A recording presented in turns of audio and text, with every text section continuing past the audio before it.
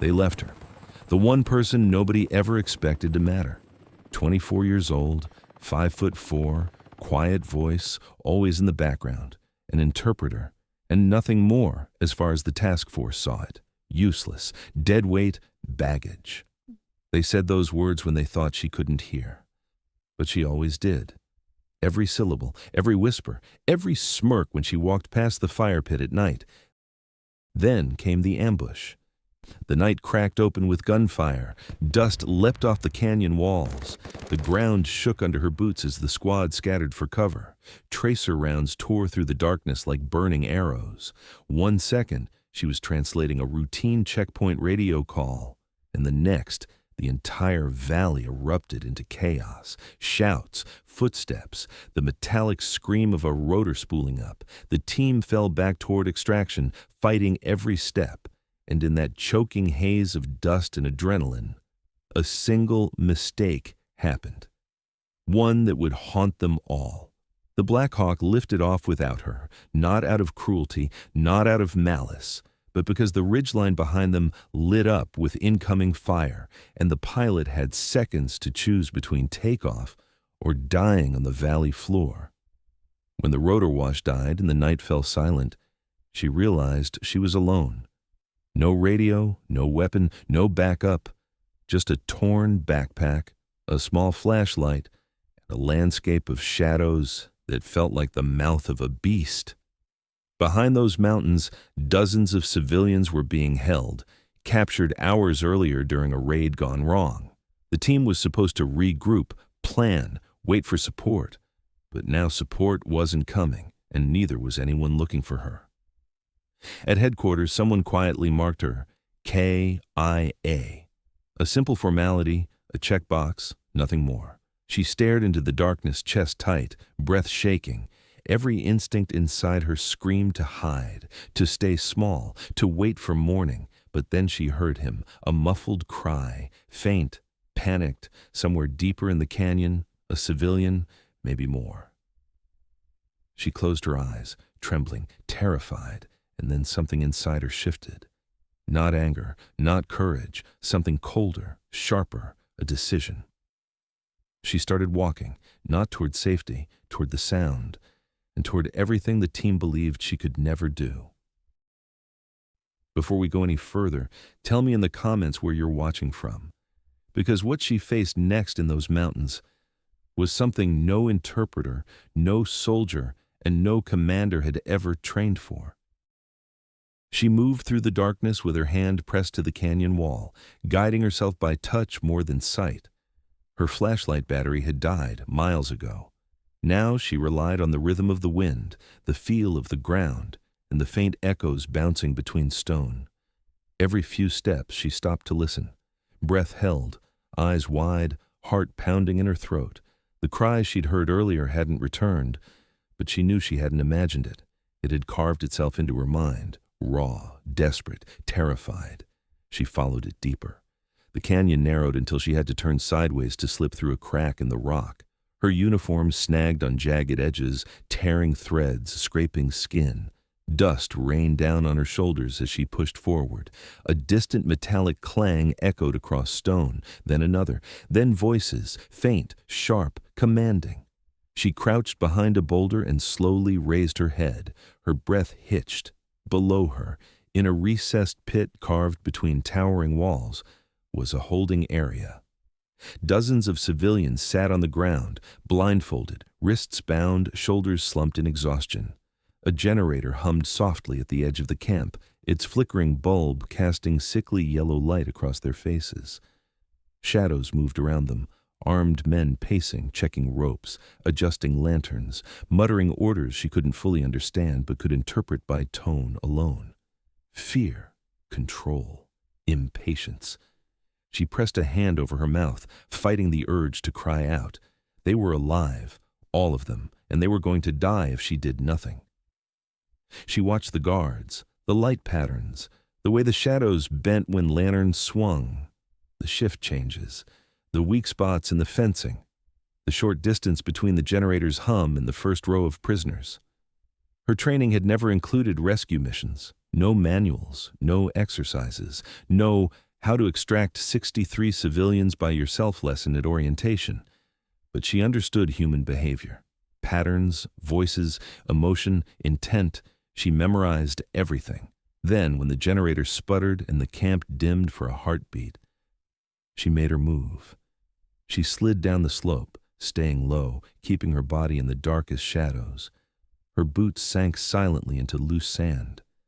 Her chest tightened every time a lantern swung her way.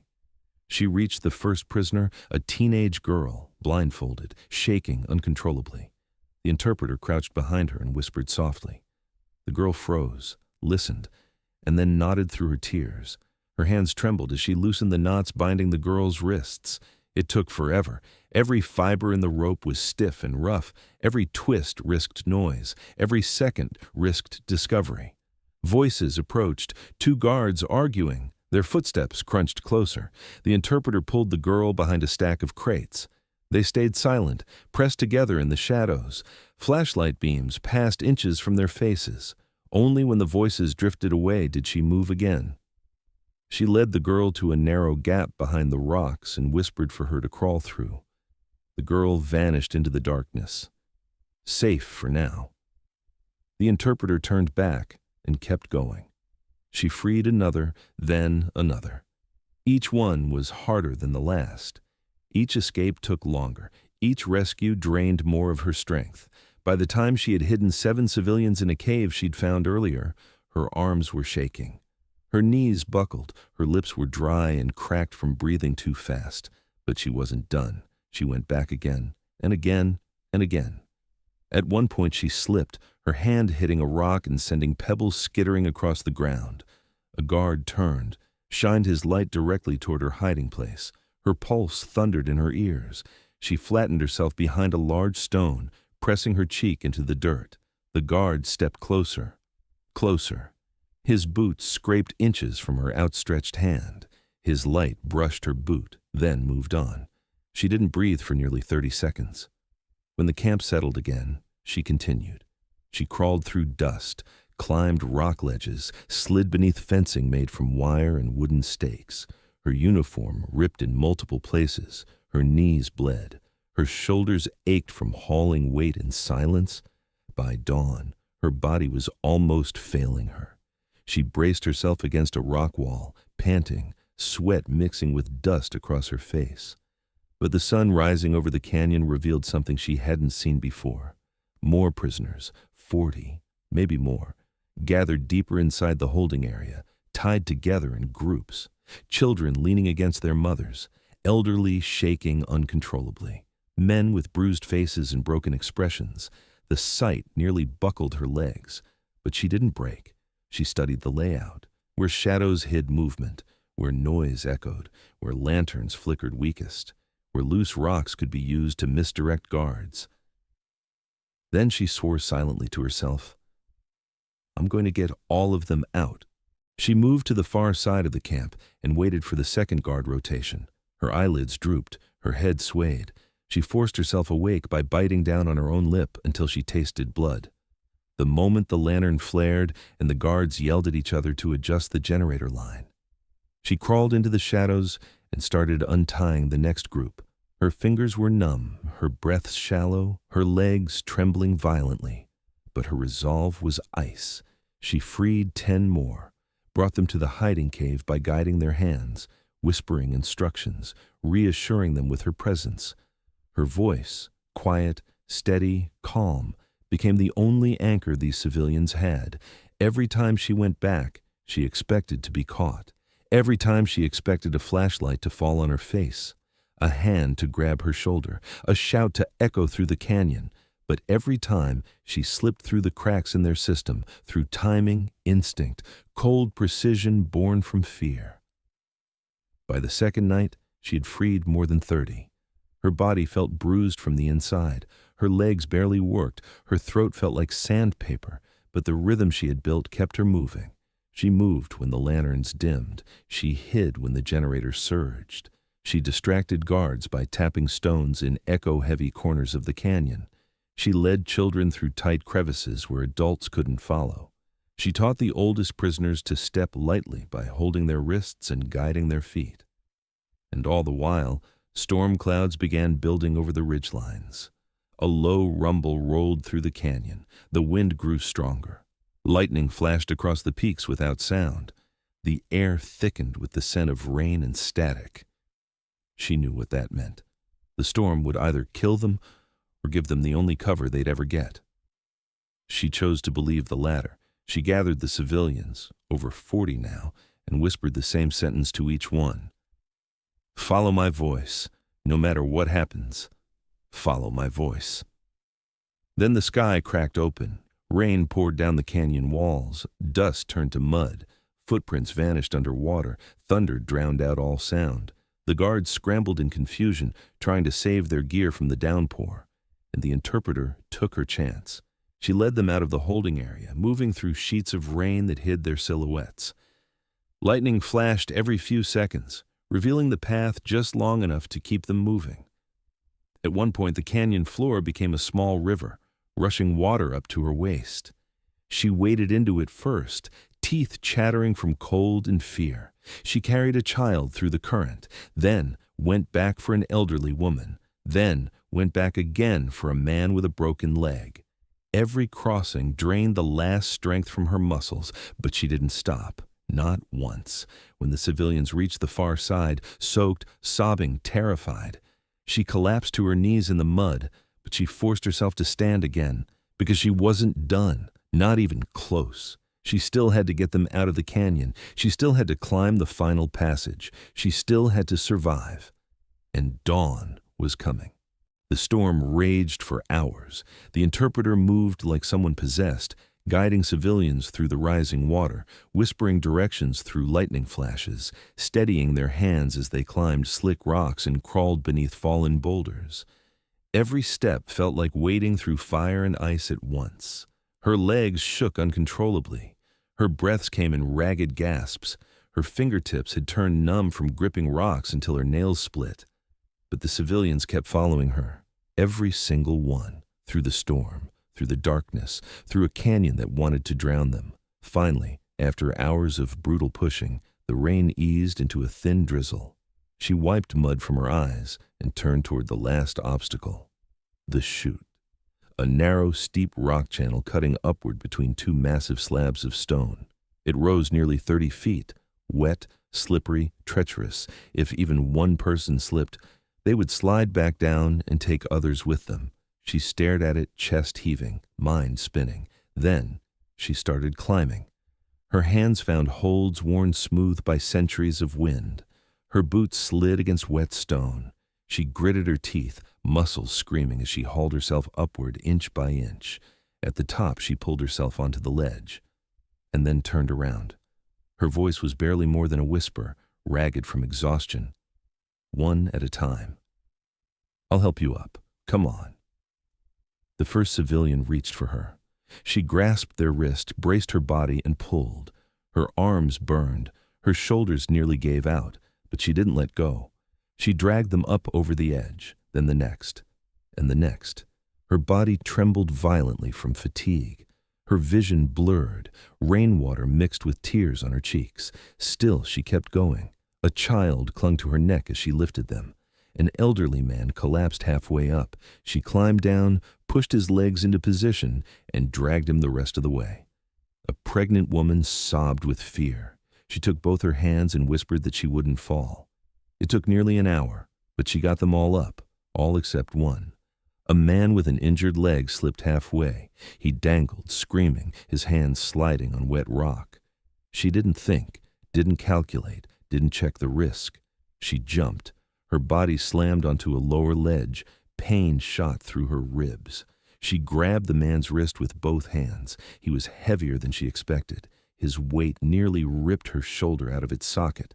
Her boots scraped desperately for a hold. Her fingers ached. Her grip faltered. Then she felt another hand on the man's arm. Two civilians had scrambled down to help. Together, they pulled him up. When they reached the top, she collapsed onto her side, gasping, face in the mud, chest heaving as lightning flickered behind her. But she made it. All of them were alive. She stood, barely. Her legs trembled with every step. Her uniform clung to her body like soaked paper. Her throat was raw from breathing through cold air.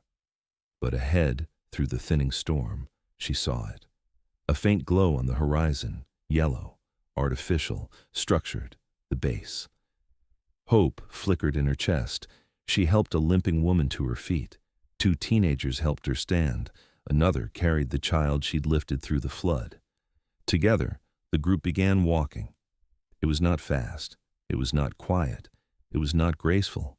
But it was forward, through mud, through exhaustion, through the final stretch of a canyon that had tried every way it could to swallow them whole. By the time the sun began to rise, the storm had broken entirely. The sky glowed pale gold. The rocks steamed. The sand shimmered with leftover rainwater. And high above them, a small reconnaissance drone buzzed through the morning air. It tilted its camera downward and froze. Back at the base, a junior operator stared at the live feed. "Sir, you need to see this." The room filled with footsteps. Screens flickered as the feed was mirrored onto every monitor. A figure appeared at the edge of the desert, small, staggering, clothes torn to ribbons, covered in mud, blood, and sand, barely upright, behind her. Civilian silhouettes, dozens of them, walking in a silent, exhausted line behind the one person who should have never made it through the night.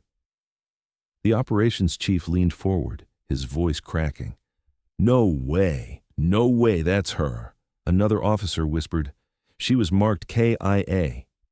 The gate alarm sounded. Soldiers sprinted outside, cameras swiveled, guards raised rifles, then froze as the forms grew clearer through the dust. 63 civilians, blindfolds pushed up onto their foreheads, hands still tied, faces hollow but alive, and at the front, her. The interpreter they called useless, the one they left behind, the one they assumed couldn't survive 10 minutes alone, the one whose file had been quietly closed and forgotten. She didn't wave, didn't collapse, didn't shout for help. She simply kept walking, every step carved from pain and willpower. When she reached the gate, her legs finally buckled, and 2 soldiers rushed forward to catch her as she fell. They laid her gently on the ground. Her eyes fluttered open. Her voice was barely a whisper. "They're safe." The base fell silent. No cheers, no speeches, only stunned disbelief. Because the impossible had happened.